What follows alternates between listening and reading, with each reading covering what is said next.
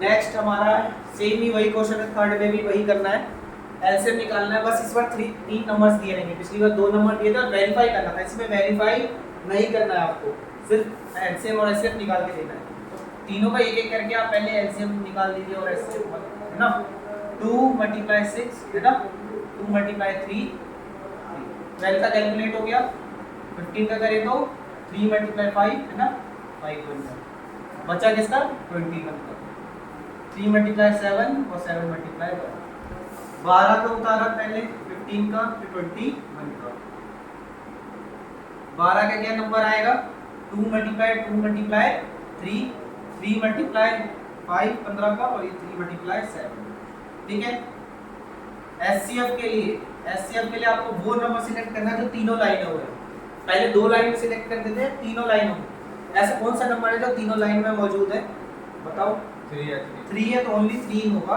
अब 3 की देखो यह सब पावर, ये देखो आप इसे 2 की पावर 2 लिखो और 3, बाकी सारे 1 पावर वाले हैं, है ना। अब एचसीएफ 3 का है, 3 की हाईएस्ट है ना, यानी लोवेस्ट पावर सिलेक्ट करनी है, या HCF highest, lowest power, lowest और हाईएस्ट दोनों जगह 1 ही है, तो 3 की पावर 1, तो इसका एचसीएफ कितना आया 3, 3 की पावर 1 3 देता है। बात आती है एलसीएम की, एलसीएम में जितने भी नंबर दिख रहे हैं वो सब लिखना होता है एक बार।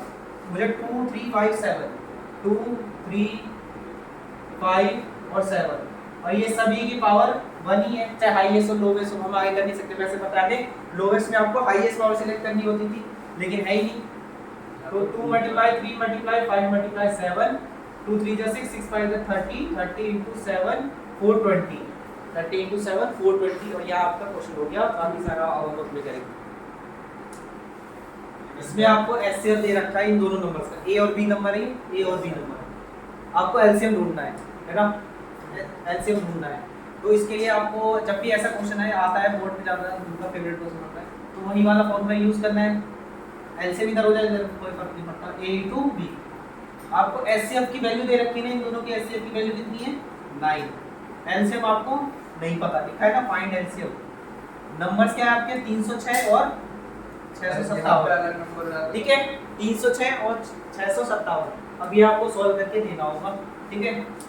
पहले एलसीएम, ये तो सॉल्व करना आता है ना लीनियर इक्वेशन की तरह, 9 आ जाएगा नीचे। अब इसमें से देख लो कौन आसानी से काट लेगा, 6 5 11 7 8, इससे ये भी काट पाएगा, ये भी काट पाएगा, ये काटते हैं ये ज्यादा क्योंकि बड़ा नंबर है, बड़े नंबर को काटने का ट्राई करोगे। 9 के टेबल में ये जाएगा 7 बार में 63, 27 3 बार में, ठीक है, 3 9 27, सही तो है ना, तो कंफर्म कर लेते हैं, 7 9 63, ठीक है, सही है। तो एलसीएम आपका ये आ जाएगा 306 मल्टीप्लाई में 73। तो ये वाले क्वेश्चन देख लेना, जिसमें एचसीएफ की या एलसीएम में से एक वैल्यू दिया रहेगा, नंबर्स लिखे होने की वजह से आपको पता लग जाएगा कि 306 657, यहाँ पे और भी कोई नंबर्स हो सकते हैं, ए और बी आपको पता लग जाएगा। इन दोनों में से कोई एक दे देगा, एक आपको ऐसे साइड में ले जाके निकालना होगा। तो बचा क्या है, बस इनको मल्टीप्लाई करते ही आ जाएगा हमारा क्या एलसीएम आ जाएगा, है ना। तो 306 मल्टीप्लाई बाय 73, 306 73, 6 3 से 18, 9 6 7 जा 42, 21, 8 3 9 4 13 2 2। तो एलसीएम आया आपका 22,338, ठीक है, 2 2 3 3 8, ठीक है, डन। इसमें जीरो का वो देख लो, मुझे पता है। देखो इसमें ये पूछा जा रहा है 6 की पावर है, n कोई भी नेचुरल नंबर, मतलब n की वैल्यू यहाँ डालते रहो, दिखाऊं मैं आपको।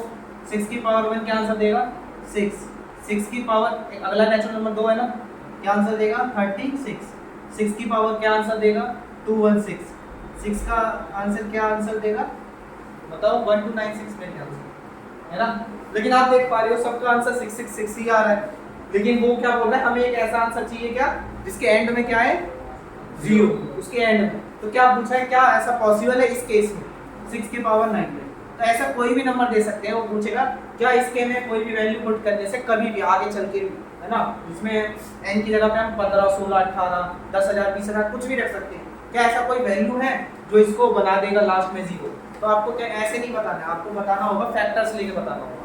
जैसे 6 है ना, 6 के प्राइम फैक्टर ले लो, क्या होता है 2 × 3 है ना, तो ये हो जाएगा 2 × 3n।